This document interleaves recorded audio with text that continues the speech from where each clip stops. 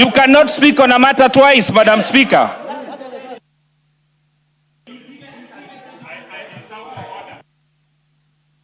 Honorable Gogoyo, that I know there is a lot of confusion of what went on yesterday and what is going on today. Honorable members, be guided that yesterday was the report, which was very different, which is very different from what we are dealing with today. This bill has just been moved today. Yesterday was something very different. So, honorable members, Honorable Murugara, do not explain that. The speaker has guided. It was not exhaustive. You did not speak yesterday. The speaker so kindly has guided. Finish your submission and we make progress. And I was called upon to substantiate what I said. Absolutely. No, substantiation is as follows. And I'm also a student of history. So I know what President Moi did when he was vice president to Mzee Jomo Kenyatta. So when I draw the comparison, when I draw the analogy, I have the facts in my fingertips. And if you wish to get them, I'll give them to you one by one. We must absolutely, we have said we are allocating 200 million to the office of the deputy president. And you cannot question that, I'm sorry, because we passed the estimates yesterday. If you were not here, you have yourself to blame. Number two, it depends on whether this motion, this bill, will carry the day or not. And it's going to carry the day. Therefore, we must appreciate the important work that Deputy President is doing for the country. And I must laud the ODM. When they gave us the experts, actually we from the Mount Kenya East, we also gave this government an expert in the name of the Deputy President of the Republic of Kenya, Professor Kithure Kindiki. Thank you very much. Honorable members, I need to clarify to the House something very quickly. Yesterday's motion was the consideration of the supplementary estimates for the year 2025-2026 general debate, that this House adopts the report of the Budget and Appropriations Committee on the consideration of the same. So that even the members who spoke yesterday, you still have a chance to speak today, because these are different bill, different motion. Are we together, honorable members? We are doing very well. Honorable members, I'll give the member for Suba South. Honorable Caroli. Thank you very much, Madam Speaker. I think what we are witnessing here is now the long list of examples of poor planning in this administration. A government that is very long on promises and short on delivery, that exhibits unprecedented confusion, impulsive expenditure, limited transparency and accountability. We have before us a supplementary budget concentrating resources in the office of the Deputy President for what they call operations, office of the State House for what they call operations again, Department of Internal Security for what they call general administration, and National Intelligence Service for what they don't even describe what it is. Madam Speaker, we know why this money is being allocated to these particular offices. It is to provide resources for political campaigns. We know that. They do it all the time. Confidential expenditure that nobody can verify. And it goes on a long list, including the failed Kisumu rally that was financed by the state. Honorable Caroli, there is a point of order from the Chair, National Administration. Give me the mic, please. Thank you, Madam Speaker. Madam Speaker, I think the learned, my good friend learned Caroli is misleading the House. And I want to challenge the members who are actually making noise on this. We should delink the office of the institution, the presidency, from the individuals. We should not use the floor of this House to do our cheap politics.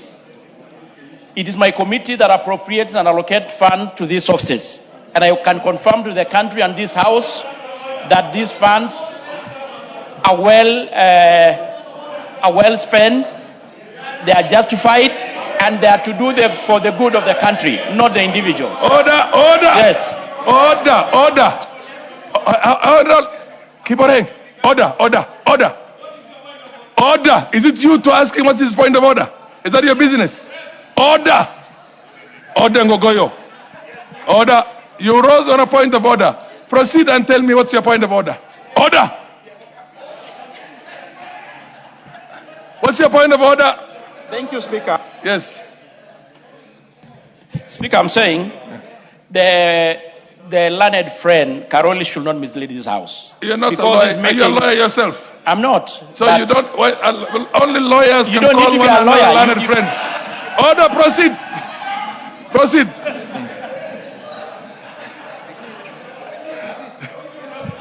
He's my friend, but he's not learned. Honorable Speaker. Okay, yeah. The solution being offered is as bad as the problem itself. Mr. Speaker, wise men have told us before that life under good government is rarely dramatic. The life under a bad government is always so. Honorable Speaker, we are being told that there's money here being allocated for the completion of the stadiums that are being built for AFCON.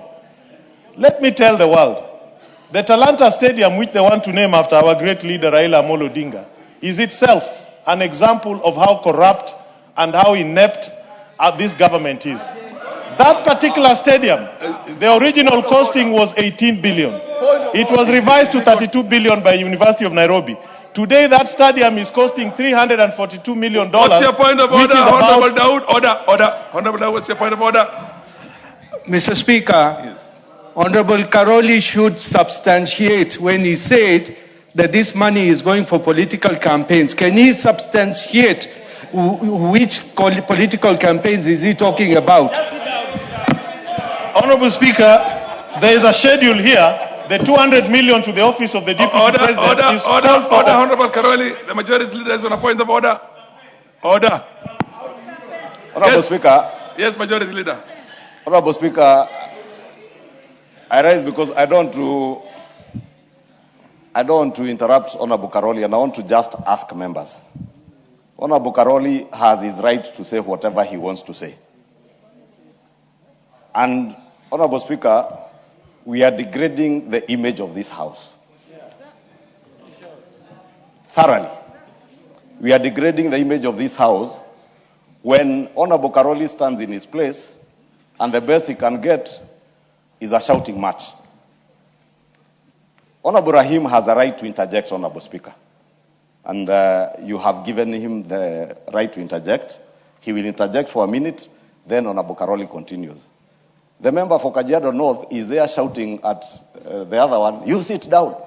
And Honorable Speaker, you have rightly told the member for Kajiado North, Honorable Ngogoyo, you are the one presiding the House. I really want to beseech you, members. Let us not degrade ourselves to the level we are degrading ourselves, to a level worse than county assemblies, honestly. We should allow, this is exactly what I'm speaking about. Honorable Speaker, yes. It speaks volumes to a member's maturity level. When you can't have the temerity. Honorable Ngogoyo. Order, Honorable Majority Leader. Order. Honorable members, I want this House to have the dignity that it deserves. I had told you before yesterday, I'm not going to give anybody the honor of sending him out of the House because maybe they would appear on the headlines and that might appeal to people outside the House. The dignity of the House must be protected. But I'm going to change that now. If I hear any shouting matches here and somebody without deferring the responsibility of maintaining order in the House to the Speaker or the Chair for that matter decides to go on a shouting match across, I'm going to send you out of the House. And I can tell you one thing. I've done that many times before. And I will be willing to do it again. Honorable members, each one of you will get an opportunity. Honorable Ngogoyo, you had your moment. You contributed. You're going to contribute again to this motion if you want. Anybody who has an order. Anybody, order. Who is supposed to do that? You? Kalasinga, Honorable Kalasinga, Honorable Murillo. Everybody will have his moment to rebut, to advance, to explain, to oppose, to propose, to support in this house. This is a house of talking. But it's a house of ideas. It's not a house of shouting matches. So let us maintain that dignity. Proceed. Honorable Speaker, I really thank the majority leader for those wise words. Unfortunately, he has set the bad precedent himself in this house. He spends a lot of time addressing imaginary enemies and wasting our time here. Anyway, Honorable Speaker, as I was saying, what we have here, and I'm looking at the breakdown, there's a schedule, a long schedule here. When you look at the expenses, if this was a serious government, they could have contemplated some of them when they were making the main budget. There's nothing we can call emergency here or something that is so special. And the large amounts of resources are allocated to areas that are traditionally known for opaque expenditure and lack of accountability. That is why I'm saying much of the resources here, close to 8-point-something billion, is being taken to areas that we know are being used for politics. 200 million to enable the deputy president continue traveling around the country doing politics. 1 billion to State House. We don't know what happens there, but most of the times we see yellow colors. It has become a party headquarters that is not the house that is supposed to unify the entire republic. And if you look at National Intelligence Service, order. You are a lawyer. You understand the traditions in all democracies. There are a number of institutions that you cannot discuss them in the House. If you have to discuss them, you must have in camera. You cannot discuss the national intelligence. You cannot discuss our armed forces. You cannot discuss the Navy, the Army, the Air Force in the manner you're going to discuss any other. So you can talk about the others, but don't bring in the national intelligence or the Army or the Navy or the Air Force. Thank you very much, Honorable Speaker. I was the top constitutional lawyer in my class. Let me remind the House. MP for game, order. MP for game. You will remind the House later when there's Mr. Speaker, order. Yes. The Honorable Caroli has been a beneficiary of many visits to State House. So you know when he visits State House, you must have some tea. It is an important institution.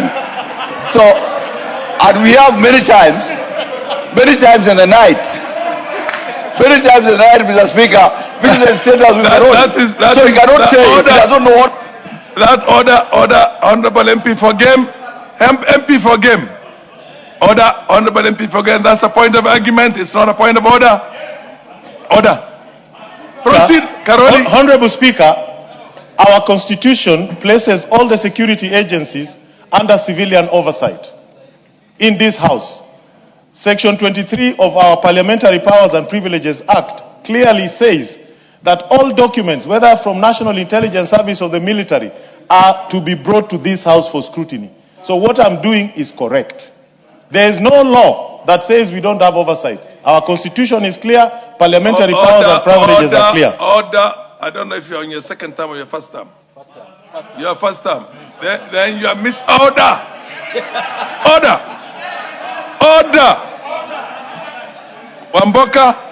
Wamboka, order. I am the one who is on the floor. The chair is addressing the House. You order. If you are a first termer, you better learn that. Order. Honorable Kalasinga, I want you out of the House for the moment. Out until for the rest of the day.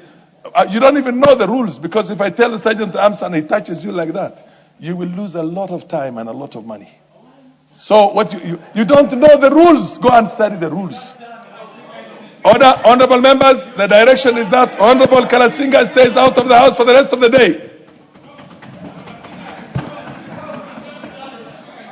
Honorable Kalasinga, out. The chair directs that you stay out of the house for the rest of the day.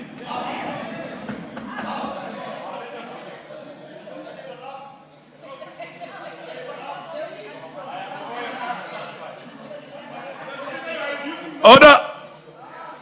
No business will be transacted until you are out of the house. Order.